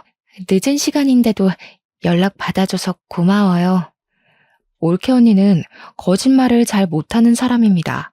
그래서 저는 올케 언니 잘못으로 뺨을 맞았다는 게 거짓말이라는 걸 눈치챘어요. 집에 가서 올케 언니랑 제대로 대화를 해보았는데 역시나 올케 언니 실수 때문에 맞은 게 아니었더라고요. 오빠가 올케 언니한테 반찬 투정을 했는지 실수로 접시를 밀어서 그릇을 깨트렸는데 엄마가 그 소리를 듣고 방에서 뒤늦게 나와 확인하고는 냅다 올케 언니 귀싸대기를 날렸다는 겁니다. 한 대가 아니었다는 것은 더 충격이었어요. 그런데 여기서 더 황당하고 짜증났던 건 올케 언니가 엄마한테 맞고 있는 그 상황에서 오빠는 올케 언니를 향해 혀만 끌끌 차고 있었다고 하지 뭡니까? 언니한테까지 그럴 줄은 몰랐는데 진짜 그 사람들 정신이 나가도 단단히 나갔네요. 이거 가정폭력이잖아요. 언니가 신고하겠다고 하면 제가 무조건 도울게요. 우리 신고합시다. 괜찮아요. 그냥 오늘 밤만 좀 재워줘요. 내일 아침 일찍 들어가 봐야 돼서 먼저 좀 잘게요. 올케 언니는 우리 집에서 더 큰 보복이 돌아올까봐 두려워하는 얼굴이었습니다. 올케 언니가 한 번은 오빠한테 이혼 얘기도 했었다는데 오빠가 그걸 엄마한테 고자질하는 바람에 엄마가 또 올케 언니를 잡아먹으려 했다네요. 우리 엄마 성격에 자기 아들 커리어에 이혼 이력이 남는 게 싫어서 이혼을 절대 거절했을 거란 말이죠. 아마 그때도 올케 언니가 엄마한테 맞지 않았을까 싶은 생각이 들었어요. 이왕 우리 집에 온 거 올케 언니가 오늘만큼은 마음 편히 잠을 자고 갈 수 있도록 방안을 최대한 따뜻하게 만들어 주었습니다. 다음 날은 뭐 그리 빨리 오는 건지 올케 언니를 웬만하면 보내기 싫었는데 어쩔 수 없이 배웅을 하면서 혹시라도 무슨 일이 있으면 언제든지 찾아오라고 우리 집 비밀번호도 알려줬어요. 올케 언니는 정말 고맙다고 하고 그렇게 지옥 구덩이로 돌아갔습니다. 그리고 저는 올케 언니를 그렇게 보낸 걸 여전히 뼈저리게 후회하고 있어요. 제가 다음으로 들은 올케 언니 소식은 유감스럽게도 사망 소식이었거든요. 일하다가 연락을 받았던 저는 상부의 얘기에 이를 빼고서 장례식으로 헐레벌떡 달려갔습니다. 올케 언니 영정사진과 그 앞에서 울고 있는 올케 언니 부모님을 보았어요. 그리고 그 와중에 소름 끼쳤던 건 눈물 한 방울 안 흘리는 오빠보다 시시덕거리며 조문객들이랑 떠들고 놀고 있는 엄마 모습이었습니다. 아우, 여기 음식업체 어디니? 떡이 굳었네 굳었어. 전화해서 좀 따져라. 돈을 얼마나 줬는데 서비스가 이 모양 이 꼴이야? 그때는 엄마가 다른 날보다 더 사람 같지 않아 보였어요. 엄마의 망언이 빈소 전체로 퍼지고 있는데도 가난한 집안이었던 사돈 어른들은 이 장례식을 차려준 엄마를 차마 뒤집어 엎질 못하고 있었습니다. 사돈 어른들이 더 분에 받쳐서 올케 언니를 향해 울고 있는 걸 제가 더 못 참겠더라고요. 그래서 저는 그간 어릴 때부터 받아온 차별과 멸시와 편애에 대한 서름을 담아서 엄마한테 달려갔어요. 식탁 위에 있는 육개장 그릇을 들고서 그대로 엄마 얼굴에 뿌려버렸습니다. 이년이 돌았나? 이게 뭐야? 뭐하는 짓이야 이 정신 나간 년아. 진짜 정신 나간 게 뭔지 보여줘? 사람이 이만큼 정신 나가도록 한 게 누군데 이제 하다못해 사람까지 죽였어. 엄마는 살인자야. 엄마가 뭔데 잘 살려고 하는 사람들을 죽여버려. 엄마는 눈에 들어간 육개장 때문에 제 말을 듣지도 못하고 발만 동동 구르며 따가워하고 있었습니다. 제 얘기를 들었다고 하더라도 고춧가루 통증 때문에 대답을 할 수 없었다고 보는 게 맞겠네요. 엄마가 너무 소란 피우면서 휴지를 찾으니까 누군가가 서둘러 휴지를 가져왔는데 저는 그걸 뺏어 들고서 신발장 밖으로 던져버렸어요. 그리곤 엄마 머리채 잡고 잡아뜨리고는 올케 언니 죽인 죄로 경찰에 신고할 거라 겁박을 주었습니다. 이년이 먹여주고 키워줬더니 누구 편을 드는 거야? 자기 혼자 죽은 년을 뭘 내가 죽였대? 나도 짜증나 죽겠다고. 갑자기 죽어버려서 사람 돈 쓰게 만들고 말이야. 보조금 다 내가 가져갈 거니까 아무도 손대지 마. 올케 언니가 삶을 스스로 포기했을지언정 그렇게 만든 원인은 당연히 엄마랑 오빠라고 생각했습니다. 손만 안 댔다 뿐이지 올케 언니에게 엄마랑 오빠는 분명한 가해자였어요. 장례식장은 첫날부터 시끄러웠습니다. 제가 엄마를 막대하고 있자 뒤늦게 오빠가 달려들어서 저를 밀쳤는데 그대로 밀쳐지는 저를 사돈 어른들이 붙잡아 주어 넘어지진 않았어요. 사돈 어른들은 저를 보고서 용기를 얻은 건지 이제야 엄마한테 한 소리를 하기 시작했습니다. 이 악마 같은 사람들, 우리 딸을 감히 총부리듯 부려요? 어쩐지 우리 같은 집안을 사돈으로 받아준다고 할 때부터 이상했어. 우리 딸 이런 식으로 부려먹고 죽이려고 데려간 거지. 어디서 가난뱅이 주제에 건물주한테 큰 소리를 쳐요? 아무것도 없이 쓸모없는 몸뚱이만 들고 시집 왔으면 그 정도는 감당했어야지. 세상에 공짜가 어딨어? 내가 정신 나갔다고 남의 집 거지 새끼를 애지중지하며 데리고 살겠어? 내 딸 입에 들어가는 쌀 한 톨도 아까운 마당에? 엄마는 오빠 덕분에 겨우 눈을 뜨고는 우리한테 삿대질을 하면서 망언을 퍼부었습니다. 그러면서 자기가 차린 장례식장이니 당장 꺼지라고, 아니 올케 언니 장례식 여기서 정리하자고 난동 부리기 시작했어요. 결국 보안 직원 오면서 상황은 정리되었습니다. 보안 직원 지키고 있는 가운데 올케 언니 장례식은 3일을 겨우 보낼 수 있었어요. 엄마랑 오빠 때문에 올케 언니 앞에서 마음 터놓고 울어보지도 못하고 완전 냉전 상태로 장례식을 마무리했습니다. 저는 이대로 올케 언니를 억울하게 보낼 수 없었어요. 끝까지 잘잘못 모르는 악마 같은 제 가족을 벌 주고 싶었습니다. 저도 그만한 도전을 해볼 수 있는 직장인이었으니까요. 가장 먼저 찾아간 곳은 바로 우리 집이었어요. 언니의 물건이 다 그 집에 있으니까 들어가기 끔찍한 그곳을 제 발로 찾아갔습니다. 아이고, 가난뱅이 자식 납시었네. 네가 거기서 감히 남의 집 사람들을 옹호해? 이제 너는 내 딸 아니야. 내 집에서 당장 나가. 내가 언제 엄마 딸이었던 적은 있어? 자식이라고 낳았으면 조건 없이 당연히 해줘야 되는 의무 말고는 엄마가 나한테 뭘 해줬는데? 대학 등록금 한 번 내준 거? 그건 엄마가 자식한테 해주는 지원이 아니라 내가 엄마 뒤치다꺼리한 비용으로 받은 거지.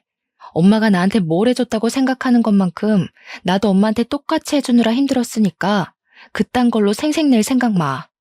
그 뒤로도 엄마가 제게 시비를 걸었는데 그냥 무시해버렸습니다. 저는 오빠가 출근하고 없는 방으로 들어가 올케 언니 물건을 뒤졌어요. 그런데 감쪽같게도 올케 언니 물건이 없더라고요. 설마 벌써 내다 버린 건가 싶어 불안감이 엄습해 왔습니다. 당장 엄마한테 가서 올케 언니 짐 어쨌냐고 따졌더니 엄마가 콧방귀를 끼대요. 아, 그 꾸질꾸질한 옷들? 저 방에다 처박아뒀다. 갖다 버리려다가 내 손 더러워질까봐 놔뒀는데 얼른 좀 치워버려. 괜히 돈 빼먹는 귀신이라도 붙을라. 저희 본가에는 창고로 쓰는 방이 하나 있었는데 그곳은 보일러도 안 들어오는 방이에요. 엄마가 그곳을 가리키길래 문 열고 들어가 봤습니다. 사용하지 않는 곳이라서 전등 설치도 안 했기 때문에 창문도 없는 그 방은 깜깜 그 자체거든요.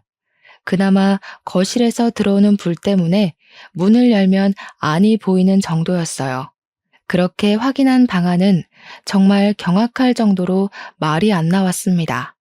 올케 언니가 저 없는 동안 내내 여기서 지냈는지 베개랑 이불 곱게 개어져 있었고 언니 옷 몇 개랑 신발까지 전부 이 안에 있더라고요. 이 방에서 생활을 했던 것 같았습니다. 그걸 보자 미친 듯이 부하가 치밀어 오르면서 눈물이 났지만 참았어요.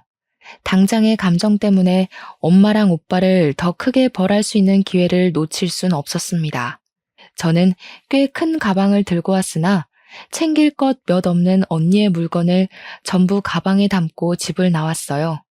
나올 때도 엄마가 근처 얼씬도 하지 말라는 욕을 하길래 대문을 한번 발로 차주고 돌아섰습니다. 그러고는 그 짐을 사돈 어른 댁에 전달해 주었어요. 사돈 어른들은 언니의 조촐한 유품들을 보면서 또 한 번 눈물을 흘렸습니다. 정말 고마워요. 우리 딸한테 사돈 아가씨처럼 좋은 동생이 있었다면 이렇게 외롭게 가진 않았을 텐데 우리 딸에게 좋은 가족이 되어 주어서 정말 고맙습니다.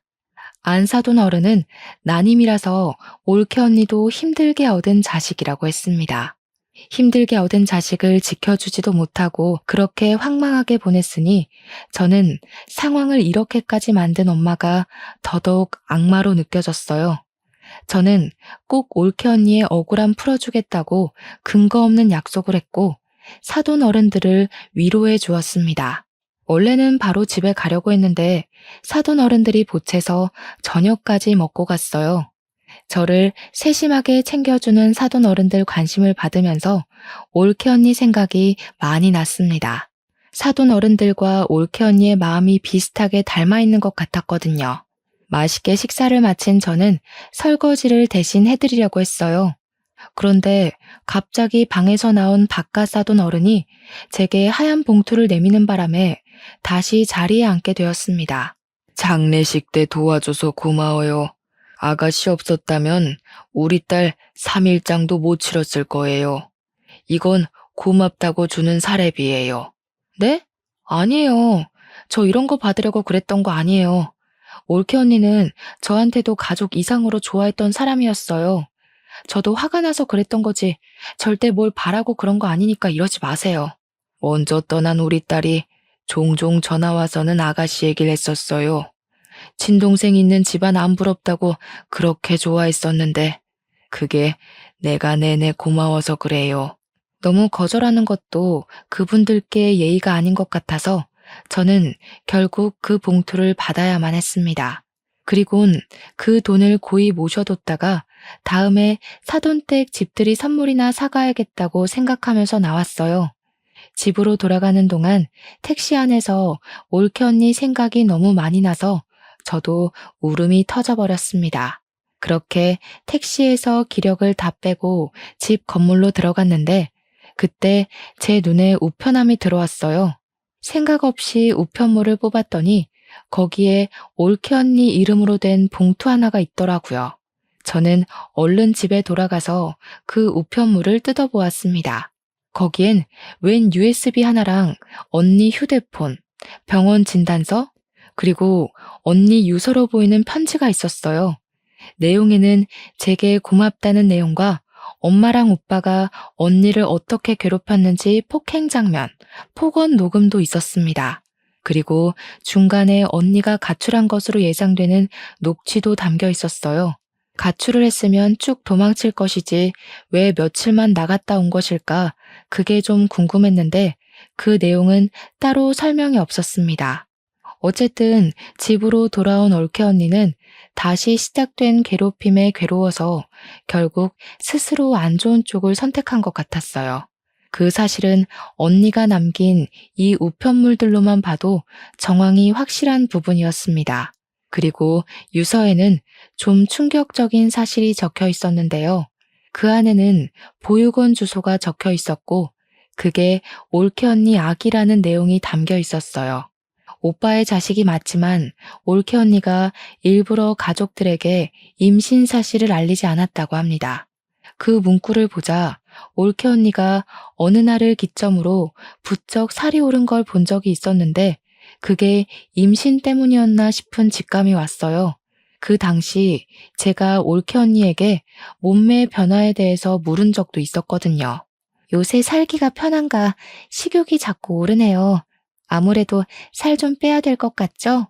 아가씨는 어떻게 그리 날씬하고 예뻐요? 그땐 올케 언니가 제가 묻는 말에 능청스럽게 대답하고 주제를 돌리길래 전혀 눈치를 못 챘습니다. 근데 그게 임신 때문이었다니 그렇다면 녹화 장면에서 가출을 한 걸로 보이는 그건 출산을 해야 했기 때문이었나 하는 생각이 들었어요. 엄마랑 오빠는 원래 언니한테 관심이 없었으니 언니가 저한테 그랬던 것처럼 능청스럽게 변명을 했다면 그들은 그냥 곧이곧대로 언니가 살이 쪘구나 그렇게 믿었을 겁니다. 그러니 올케 언니 임신 사실은 당연히 몰랐겠죠. 아무튼 편지에는 올케 언니가 자신의 아기를 부디 엄마랑 오빠한테 알리지 말아달라는 부탁이 적혀 있었어요. 오빠와 엄마의 인성을 알면 저 같아도 그랬을 것 같긴 합니다. 그리고 올케 언니가 써놓은 문구 중에는 아들이 아닌 딸을 임신해서 두려웠다는 말도 적혀 있었는데요. 아이가 핍박받고 자랄 게 겁이 나 식구들에게 비밀로 하고 보육원에 맡길 수밖에 없었다는 뉘앙스가 있었어요. 자신의 자식도 제대로 안아보지 못하고 죽을 준비만 했을 언니의 마음이 얼마나 썩어 문드러졌을지 굳이 눈으로 확인하지 않아도 알 것 같아서 너무 속상했어요. 그렇게 착한 언니는 이렇게 가면 안 되는 사람이거든요. 아이랑 같이 행복하게 살 자격이 있는데 왜 우리 가족이랑 연이 되어서 이렇게 생을 마감해야 했는지. 우리 언니를 망쳐놓은 것이 제 엄마랑 오빠라는 게 정말 끔찍했고 누군가를 해코지하고 싶단 마음이 처음으로 들었었어요. 언니의 편지 마지막 멘트에는 저한테 미안하고 고마웠다는 말까지 있었는데 그 진심 어린 말에 저는 정말 많은 죄책감을 느꼈습니다. 언니가 쓸쓸한 선택을 하도록 신경을 못 써준 게 너무 미안했고 쓸쓸하게 떠나는 순간에도 옆에 있어준 사람 하나 없었다는 것이 너무 미안했어요. 저의 슬픔은 오빠랑 엄마를 향한 분노로 변질되어 커졌습니다. 일단 저는 급히 아이를 찾으러 보육원을 먼저 갔어요. 그곳에서 올케 언니가 맡긴 갓난 여자아기를 만났습니다. 다행히도 언니 딸은 개 같은 오빠를 닮지 않고 하얗고 예쁜 언니를 닮았더라고요. 이 예쁜 아이를 떼어놓아야만 할 때의 언니 심정은 이루 말할 수 없을 만큼 괴로웠겠죠. 저는 아이 소식을 사돈 어른들께 알린 후 데려갔습니다. 다행히 출생신고는 되어 있었는데 조금 늦게 안 사실이지만 당황스럽게도 아이 이름이 제 이름과 같더라고요. 언니가 저를 그만큼 생각해줬다는 것 때문에 제가 얼마나 더 울었는지 모릅니다. 눈물이 나면 날수록 차오르는 분노 때문에 저는 당장 사돈 어른들에게 변호사를 알아봐 주었어요. 사돈 어른들이 올케 언니를 위한 소송을 할 수 있도록 변호사랑 같이 준비를 했습니다.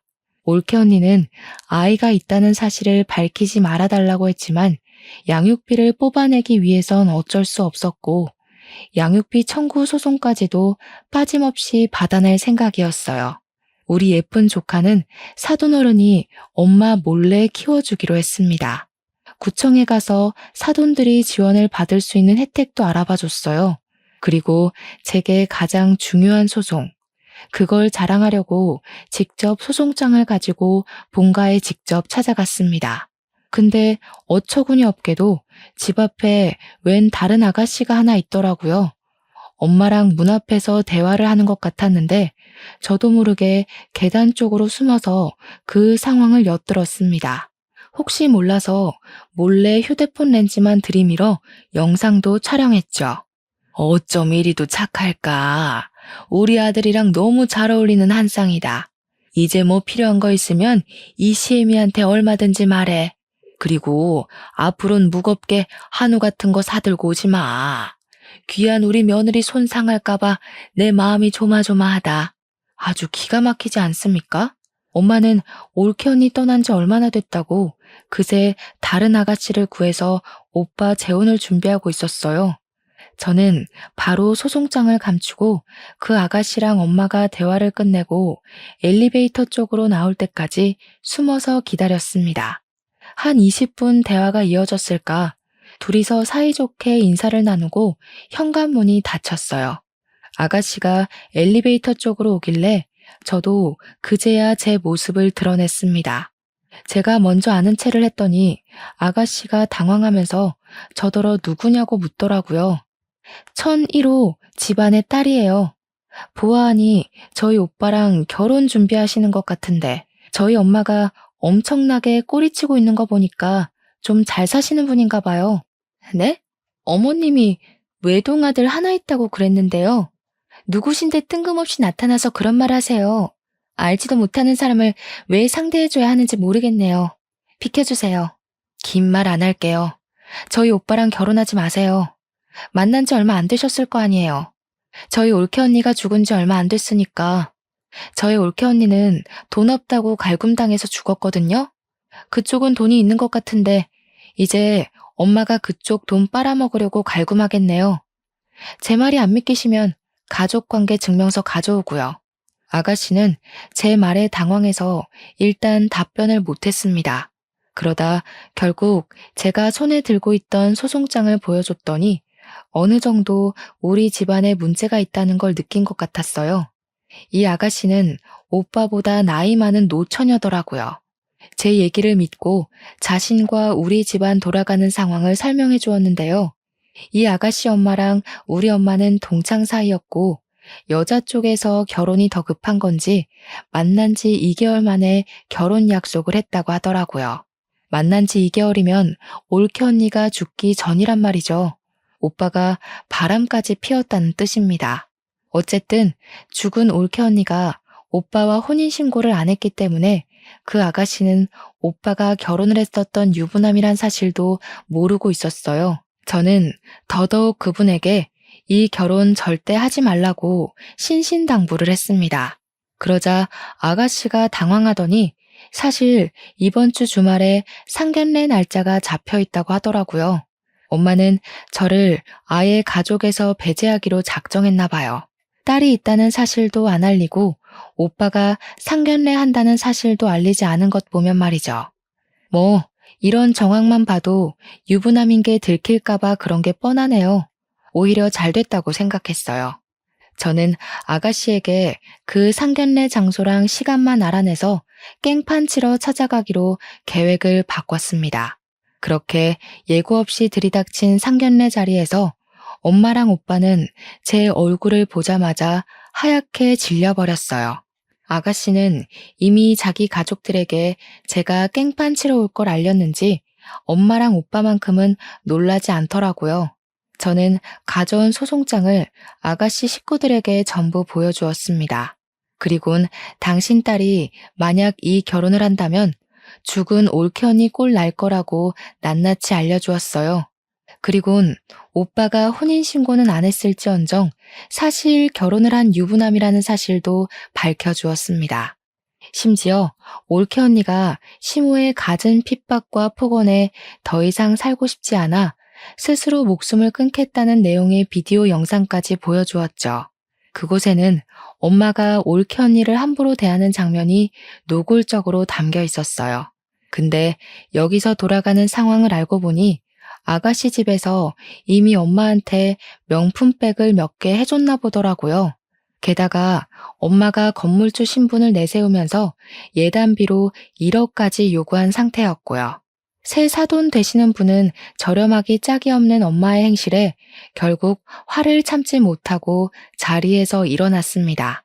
그리곤 식탁 위에 있는 따뜻한 차를 엄마 얼굴에 뿌려버리는 거 아니겠습니까? 우리 딸이 어제 그런 말 할 때는 그래도 동창이니까 네 말을 믿었어. 근데 이런 시궁창 과거를 속이고 감히 우리한테 돈까지 바래? 우리 딸은 또 뭐라고 괴롭히면서 죽일 작정이었니?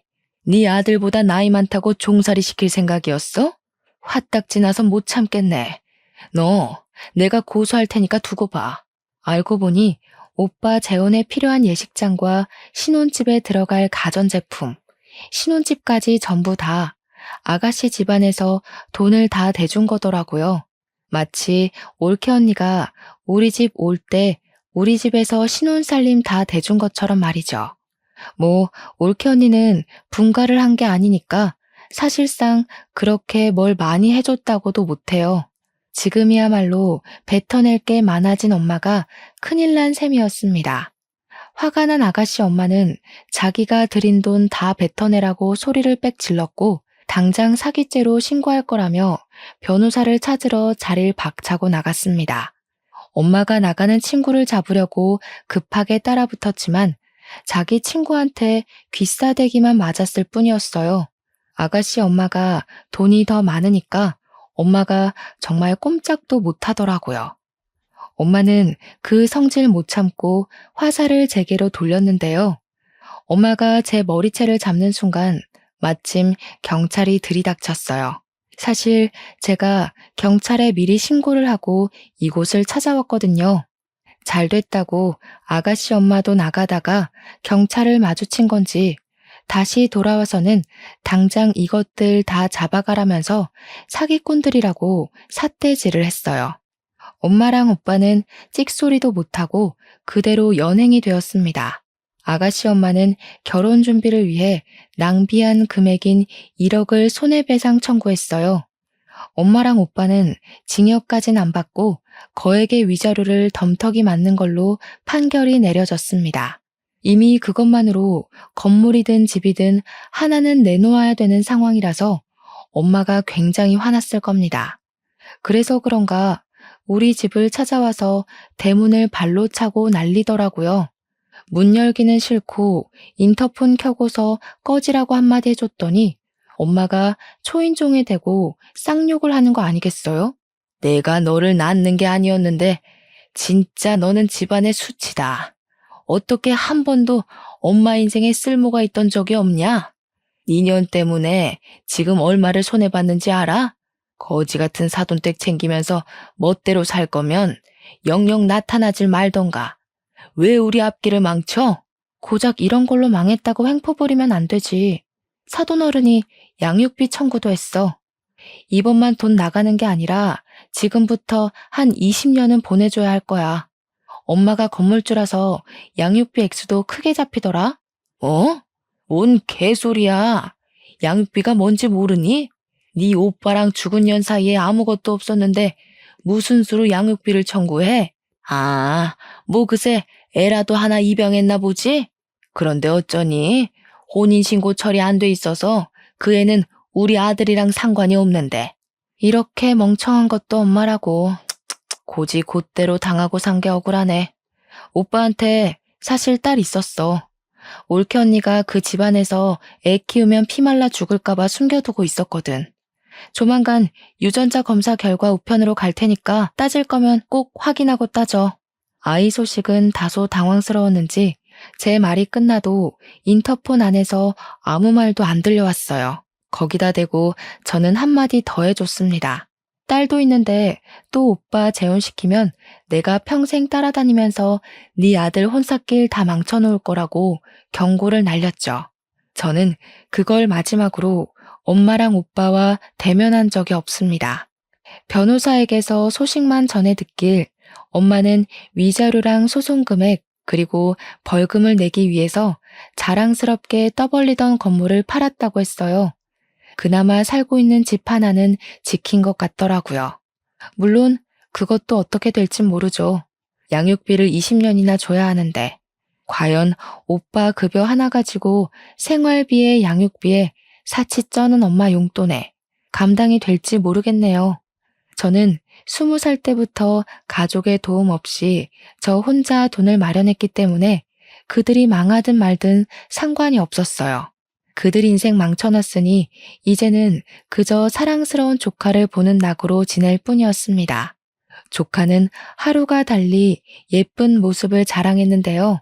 올케 언니랑 전체적인 느낌이 닮았으나 가장 닮은 게 웃는 얼굴이더라고요. 조카가 웃을 때마다 언니 생각이 나서 한 번씩 마음이 저려요. 그래도 떠난 언니가 이제는 마음 편히 발 뻗고 잘 수 있게 제가 조카를 평생 책임지고 보살펴 줄 생각입니다. 예쁜 것만 보여주고 싶고 걸을 수 있는 나이가 된다면 그때부터 언니가 있는 곳에 함께 데려갈 생각이에요. 조카가 엄마의 얼굴은 알면서 자랐으면 좋겠거든요. 혹시나 아빠를 물어본다면 저는 숨김없이 말해줄 생각입니다. 물론 그건 조카가 그 정도의 아픔을 감당할 나이가 되면 말이죠. 이제 그만 그들 신경 안 쓰고 잘 살 수 있겠지 하고 마음 놓던 시기에 뜬금없이 오빠한테 연락이 온 적이 있었어요. 철천지 원수 같은 오빠는 어이없게도 딸 얼굴 한번 보고 싶다며 연락을 했더라고요. 그 말을 듣는데 더 들을 것도 없이 화가 나서 저는 오빠한테 바로 미쳤냐고 절대 싫다고 거절했습니다. 오빠가 아빠 자격이 있다고 생각해? 언니가 오죽 겁이 났으면 임신한 사실도 숨겼겠어. 출산도 몰래 집 나가서 혼자 해결하고 몸 회복도 안 됐는데 집에 돌아와서 또 괴롭힘 당했어. 언니가 그렇게 괴로울 동안 오빠는 뭐 했는데? 오빠는 엄마랑 뭐 다를 거라 생각해? 오빠는 그냥 조카 양육비만 다달이 보내면 돼. 그게 내가 오빠한테 봐줄 수 있는 유일한 아빠 노릇이야. 오빠는 제 경고에 아무런 말도 하지 못했습니다. 그제야 자기도 잘못한 걸 뼈저리게 느낀 건지 다행히도 성실하게 양육비를 보내주곤 있어요. 만약 안 보낸다면 제가 또 가만히 있지 않을 겁니다. 엄마는 여전히 반성도 없어요. 오빠가 가끔 문자로 엄마 감당하기 힘들다고 연락이 오는데 엄마가 정신 나가서 그런가 이젠 아들한테도 성질을 부리나 봅니다. 저러다가 그나마 있는 아들 하나한테도 버림받아봐야 정신을 차리는지 모르겠네요. 제가 조금 더 빨리 철이 들고 사회에 대해 잘 알았더라면 올케 언니를 우리 오빠랑 결혼시키지 않았을 텐데 이건 아마 제 평생의 후회로 남을 것 같습니다. 그 사실 때문에 사돈댁에 더 자주 찾아가긴 해요. 마치 본가를 찾아가듯 마음 편한 걸음으로 주말에 한 번씩은 갑니다. 조카가 좋아하는 인형이랑 용품들 챙겨가고 사돈어른들 옷도 몇 벌씩 선물해주고 있어요. 제 급여가 떵떵거릴 만큼 많은 건 아니지만 용돈을 딱히 쓸 데도 없고 또 사돈댁이 제게는 본가 같은 기분이 들어서 그렇게 하고 싶더라고요. 사돈 어른들도 제게 더는 존댓말을 하지 않아요. 정말 딸처럼 이름을 불러주면서 제 생일까지 기록해놓고 챙겨주신답니다. 이런 게 남들 다 누리고 있는 가족 사이라면 저는 아마 사돈댁과 계속 이런 연을 이어갈 것 같아요. 비로소 소중한 사람들과 화목하게 사는 것이 무엇인지 느끼고 있는 요즘입니다. 글이 길었죠. 변변찮은 내용이었을지 모르겠지만 긴 글 들어주셔서 너무 감사합니다. 날이 많이 따뜻해졌는데 우리 모두 가족들과 나들이 다니면서 소중한 추억 많이 만듭시다.